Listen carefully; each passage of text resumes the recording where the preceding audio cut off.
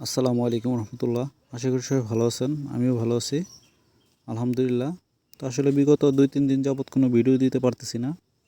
Dragon ফলের বাগানে ফল harvest হচ্ছে এবং সকাল এবং বিকালে 2 টাইম ফল বিক্রি করতে হচ্ছে এই জন্য।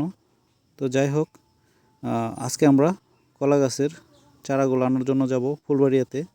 কারণ এর আগেও আমরা গর্ত শেষে কয়েক জায়গায় কলার চারার জন্য যোগাযোগ করেছিলাম, পাইনি। তো সর্বশেষ ফুলবাড়িয়াতে আমরা কলার চারা পেয়েছিলাম এবং আজকে অর্ডার দিয়েছিলাম, তারা কলার চারা উঠিয়ে রেখেছে এবং আলহামদুলিল্লাহ এসে পৌঁছেছি এবং চারাগুলোকে গাড়িতে উঠাইতেছি। তো এই ভাইয়ের কাছে যে চারাগুলো অর্ডার দিয়েছিলাম মোটামুটি উনি প্রায় অধিকাংশ চারায় ছোটো কেটে ফেলেছে না বোঝার কারণে। তো আমরা ওখান থেকে বেছে যে চারাগুলো আসলে পরিপক্ক না, ভালো গাছ হবে না, ওগুলোকে বাদ দিয়ে অন্য অন্য ভালো চারাগুলো উঠিয়ে নিয়েছি। এবং এখানে এক মহিলা দেখতে পাচ্ছেন, খালা, ওনার বাগান, বড় একটি বাগান আলহামদুলিল্লাহ। একটি মহিলা মানুষ হয়ে কত বড় বাগানের মালিক, পরিশ্রম করে দেখতেই পাচ্ছেন।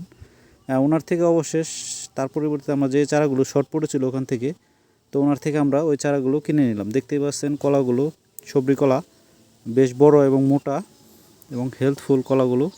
এবং ওনার কথাগুলো ভালো লাগছে আমার কাছে, এবং ওনার কথাগুলো শুনলে আসলে একটা অনুপ্রেরণা পাওয়া যায়। কারণ একটা মহিলা মানুষ হয়ে উনি স্ট্রাগল করে যেভাবে একটি বাগান গড়েছেন, বিশাল একটি বাগান, তো আসলেই আলহামদুলিল্লাহ খুবই ভালো লাগছে। এবং ওনার চারাগুলো তুলে রাখছে খুবই ভালো, হেলথফুল, এবং চারাগুলো দেখে খুব ভালো লাগছে আমার।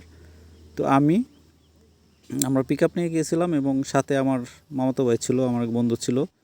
প্রচণ্ড গরম, এর ভিতরে আমরা আসলে বস্তা টস্তা কিছু নিয়ে যাই নাই। তো ওখান থেকেই একটু কষ্ট করে আমরা 2-3 জনে মিলে একটু দূরে, যেহেতু এখানে কলা বাগানের কাছাকাছি গাড়ি পৌঁছায় না, তো একটু দূরে রেখে আমরা আস্তে আস্তে নেওয়ার চেষ্টা করতেছিলাম।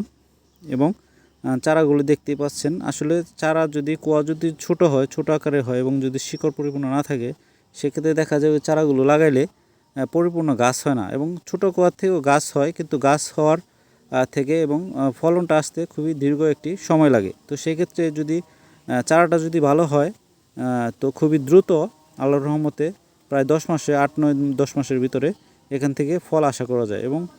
এবং জিনিসটা আসলে বুঝতে হবে, কোয়াটা বুঝতে হবে যে কোয়াটার একটা গঠন থাকতে হবে, এবং আলু যে নিচের যে সাইজটা থাকতে হবে গোল, এবং ছোটো কোয়া যেগুলো, সেগুলোর থেকে আসলে গাছ হয়, কিন্তু পরে দেখা যায় যে চিকন গাছ হওয়ার পরে পরবর্তীতে সেখান থেকে একটা ভালো একটা বেনিফিট ফল বা পাওয়া যায় না। তো এরপর আমরা বাসায় চলে আসছি আলহামদুলিল্লাহ, এবং কোয়াগুলোকে আজকে নামিয়ে রাখবো। এরপর আলহামদুলিল্লাহ 2-1-এর ভিতরে আমরা লেবার নিয়ে চারাগুলো লাগিয়ে ফেলবো ইনশাআল্লাহ। আসলে ভিডিওটি যদি ভালো লাগে অবশ্যই লাইক শেয়ার করে দিবেন। আসসালামু আলাইকুম ওয়া রাহমাতুল্লাহি ওয়া বারাকাতুহু।